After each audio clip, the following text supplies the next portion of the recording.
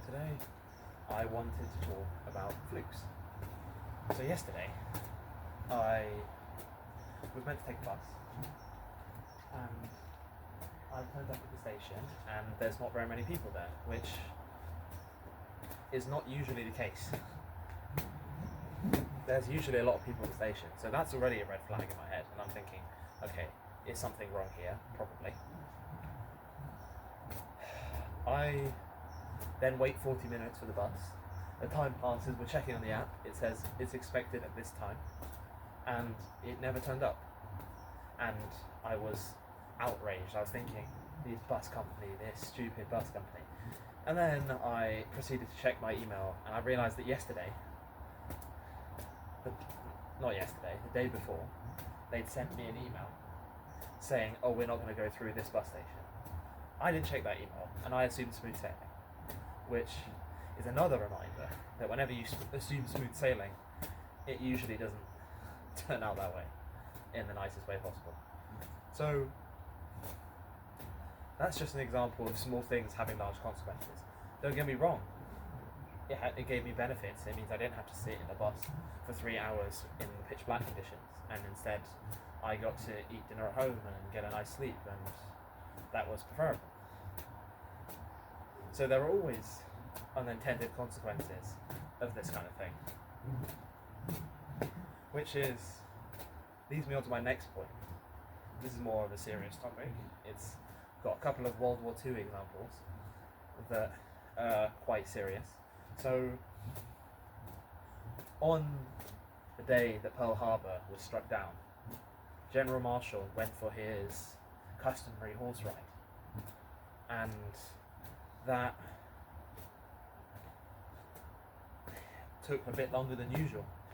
He stayed out until 10:30 in the morning, and if he had stayed in half an hour earlier, he would have been able to communicate with General Shaw about the incoming Japanese attacks. And yes, he didn't officially know that they were going to attack Pearl Harbor, but he had a very strong warning. And General Shaw was already confused and apparently didn't expect the incoming attack. So then Pearl Harbor happened. And it's small events like this. What if Marshall had gone half an hour earlier, or hadn't gone at all? One thing could have saved thousands of lives. And again, it happens with the city of Kokura, which was meant to be bombed instead of Nagasaki. But because of last minute clouds, things such small as clouds, the city had to be aborted. The bombing had to be aborted. So instead Nagasaki was bombed.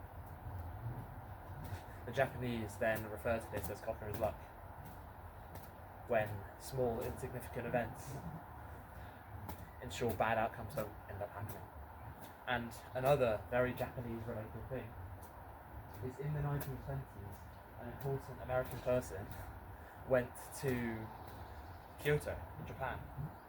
He was not Secretary of War at the time, but eventually he became Secretary of War, at least I think it's Secretary of War. And when they were deciding which cities to bomb, Kyoto was a popular one. But because of his influence and the time he had there, and the fact that he enjoyed it so much, Kyoto was not chosen to be bombed. It's just small things like that you don't realise have as large of an effect until they do. And it's quite crazy that such small things can have large influences. Another thing that relates to a bit of self-love here is that when we are born, we influence people because of the fact that it is our genetic code, it's us, that we've already influenced so many lives. Your family, your friends, just people you know, their lives would not be the same had your genetic code not been born. And I like to use that as a way of thinking about self-love. It's that you don't really need to do anything because you've already influenced so many people just by virtue of existing. You don't need to go and earn $1 million or change the world. You already changed so many people's lives just by virtue of being you. And that doesn't mean you should stop and do nothing. But It means that you don't have to be ridiculously ambitious and do everything. You can just exist and be okay with it. And life is full of flukes, full of black swans, full of small events that end up causing really large things that you don't realise, especially in relationships. Communication is so important, but it's all the small things that you don't realise actually matter until they do. And that is just the way life seems to work. Unexpected stuff happens. We think we control so much when the reality is we barely control anything. And that's fine. And we can just continue to act and see what happens, because we can act with a direction, but there will always be something that's coming, and you can prepare for that. You can prepare mentally for the unexpected to happen, because it will.